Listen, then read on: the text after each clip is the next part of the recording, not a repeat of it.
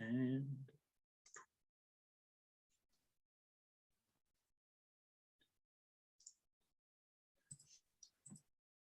hello, and welcome to Tech Talk, the twice quarterly broadcast from DBHIDS Commissioner Jill Bowen, in which we get a better idea of how the work we do aligns with the key components of TEC, which stands for trauma, equity, and community. The Tech Talk archives are always available for viewing on the DBHIDS intranet and elsewhere for your convenience. But now, let's learn more about TEC. Dr. Bowen? Thank you, Mark. Good morning and welcome to Tech Talk, the video series in which we explore how the work being accomplished throughout Philadelphia in service of behavioral health and intellectual disabilities aligns to address trauma, achieve equity, and engage community. TEC. Today, I'm joined by Bill Krebs. Bill is an advocate who supports other self-advocates with disabilities throughout Philadelphia. Bill has been associated with DBHIDS, the City of Philadelphia Department of Behavioral Health and Intellectual Disability Services, for more than 20 years, including as part of the Public Awareness Committee. Welcome, Bill. When we spoke the other day, you described yourself as a self-advocate. Can you describe how you became an advocate and what that means? Well, it's to be a self-advocate, not a brown thing. It's not a tan thing. It's not a white thing or a yellow thing or a red thing. It's being yourself, to be outspoken, to believe what you believe in, to speak up and speak out. A lot of people with intellectual disabilities don't know because the system doesn't allow them to do it. But I learned the hard way when I got my own voice. I didn't talk for the longest time, and now they can't shut me up, and I speak what's on my mind. And I tell other self-advocates they could be this. And so I started at a young age when I didn't say anything to the age of 15, and I started getting my voice a little bit, but I was really not fully there. I was labeled with an intellectual disability, developmental delays, and a learning disability at a young age, and the system keeps you down. Don't keep up, So I had to find myself. And when I found myself, I found my voice and I found who I was. That's wonderful. Thank you for sharing that with us. You mentioned that you play a role in a number of groups that help people with disabilities in Philadelphia and beyond. Which groups are you most engaged with? Can you share some of the work you do with them? Yeah, see, years ago, I was part of this thing called the PAC. It's called the Planning Advisory Committee with the Deputy Commissioner in Harrisburg, and his name was Kevin Casey, who appointed me. At the time, it was called the Office of Mental Retardation Services, and we got rid of the R word. Thank God for that. And they invited parents, they invited people like me who are self-advocates, they providers, people in the different counties from different parts of the states, but we're part of the system. There, I learned about things. I didn't just keep it to myself. I joined the family support groups that Visions Equality runs, and they're throughout the city. Visions does, and it's a family support groups of parents who have people with disabilities in their families who learn things. So when I learned at the state level, for example, sitting on the governor's affair for people with disabilities, how the budget's coming out and who's ending the waiting list, because there's waiting list for people to get services in the ID system. That means intellectual disability system. I would let people know that the budget's coming out. Make sure you get in touch with your support coordinator in our system. And I help out, run a group from Liberty called UUU. They meet every third Friday of the month, 1 to 3, before the pandemic hit. Now it's on, like we do now, Zoom call from 1 to 2, maybe 3. And we bring in people from the community. If someone says to me, Bill, I want to learn, because it's all about the people we serve first. And they, oh, so you want to work, learn how to work, and still keep your benefits, because a lot of people are afraid to work when they're on SSI or SSD. So we bring a benefit account to train these people what's going on about what the social things, so they can interact. It's part of the community, so they know what's around them.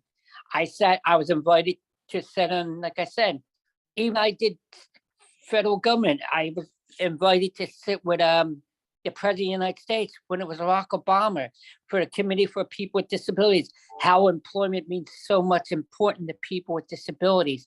Because we can have everything we want, but employment's hard for us to have. And it makes us, like here in Pennsylvania, we call it everyday lives.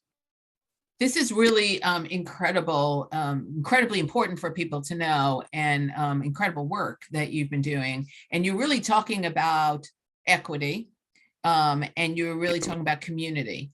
And so when you learn something from all these groups, so you have a tremendous amount of information and experience, what do you do with the information in terms of connecting that up with the community? How do you share that information so that it, how are you engaging the community to share all of this information and knowledge you have from these connections that you've been part of and these groups that you've engaged with?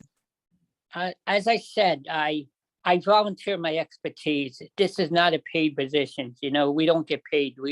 We get praises, not raises. So if you make money out of this, you don't make money out of this. You do it from your heart. And when I engage my communities, people know who I am. They know that Bill Krebs will tell them what's on their mind. He's not a job coach. He's not a support coordinator, a case manager. He's the regular kid who lives down the block who had that disability, who doesn't let his disability stop him. So I see myself with possibilities, not disabilities, the things I can do, what I can't do. So give me credit for what I do, So when a parent says they're not getting things done, the other parent said, do you know Bill Krebs? He's a self-advocate. He belongs to that committee. Maybe he can talk on your behalf. And I share that well. And like I said, it's not a brown thing or white thing or a tan thing or a black thing or a yellow thing or a red thing. It's people. People come first. And I believe somebody had to teach me about the system. And when I learned, my mind was an empty sponge. It was hard-headed. Nothing was going through it. Knowledge was water. I stuck the sponge in the water. I sucked up what I can. I trickled out what I didn't need, and I passed it on to the next person. And when I stayed firm, because my sponge was my head, my brain, and I gave it. So it wasn't just because I could have kept it all myself, but I didn't. I wanted to share it with other people because I know what I went through when I was young, and there was nothing out there for us. So is that what drives you? Your own experiences and your desire to help others who may have been experiencing some similar challenges? I think you're right, because a lot of people do that. They get the hype from it because they know what they want. It's the mother may I system. You take 3 steps forwards and you say, mother, may I take 3 more steps forwards? She says, no, you take 5 steps backwards. So every time you think you get ahead, they knock you down. But if you get knocked down 5 times and you stand up 1 time, you're a winner. They didn't knock you down 5 times. So remember that. Take it from me. No matter what people say, you can do whatever you want, because anything's possible is possible if you follow your heart and you follow your dreams. You look at yourself, now look at me. That's such an incredibly hopeful message. Thank you for sharing that. We use tech to ensure that our efforts align to address trauma, achieve equity, and engage community. And the work you do clearly, Bill, with engaging community and achieving equity for people with intellectual disabilities is, I would say, awe-inspiring. If others wanted to follow in your footsteps, how would they do it? What would you recommend? Just be yourself. Whatever you do, just be yourself. Don't be afraid to speak up on what's on your mind, because you'll never get the right answer that you want to hear, but it could be the right answer. Go knock on doors. If one door shuts, another door opens. Go to the next door. Get what you want to hear. What you learn from each person, you build into your toolkit, and that's who you are. That's who I am. Without my mentor, because I had a mentor who really sat down with me, and he worked for the Office of Developmental Programs up in Harrisburg. But like I told you at the time, it was called Office of Mental Retardation. He took me under his wing. So let your kid go. Let yourself go. Let yourself be yourself. You can't just let people tell you what you can't do, what you can do. There's a possibilities are always endless, what you can do. And for me, look who I am today. people respect me, didn't think I was that shy little kid anymore. They'll say, oh no, here comes trouble down the hall, when they look at me, but it's a good trouble because you're affecting other people's life, and they want to have. You're not at Michael Jordan. Let's be like Mike. Well, he made how many millions? No, let's be like Bill, a humble person, just like anybody else who lives in our community, who's just like anybody else who eats just like us. Well, really, thank you so much for sharing your perspectives. It will stay with me. It's not disabilities, it's possibilities. I think that that's, just really helpful and hopeful. And I don't know if everybody, understands that DBHIDS includes intellectual disability services, and you can go to dbhids.org and find the IDS, or the intellectual disabilities services connection there, so that you can see more of what is available for all Philadelphians. I want to thank you, Bill. This has really been helpful, I think, for many, inspirational, certainly for me, and I'm sure for others as well. I want to thank all for watching DBHIDS Commissioners Tech Talk. Our next talk will take place next month, when another guest will help us learn more about the important work our organization does to address trauma, achieve equity, and engage community. Thank you, Bill Krebs. I thank you for having me here. Excuse me? I thank you very much for it was an absolute pleasure. Me. And now you can add to all of the things that you say when you describe yourself that you are a tech champion. Thank you very much. Be well, all. You too. Thank you.